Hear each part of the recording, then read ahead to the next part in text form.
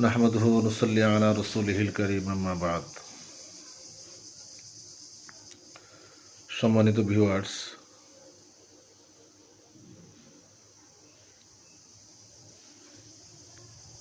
একটি আমলের বিষয়ে আলোচনা করতে চাই। আমলটি হচ্ছে, অনেক সময় পরিবারের মধ্যে স্বামী স্ত্রীর মাঝে ঝগড়া হয়,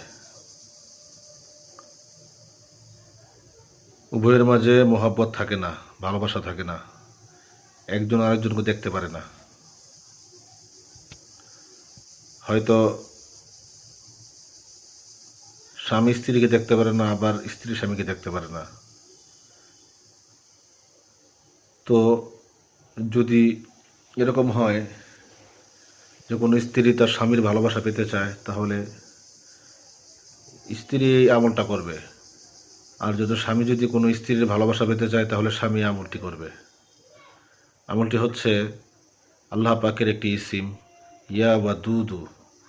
ইয়া ওয়াদুদু এই আমলটি প্রতিদিন ৩১৩ বার পাঠ করবেন। প্রতিদিন ৩১৩ বার পাঠ করে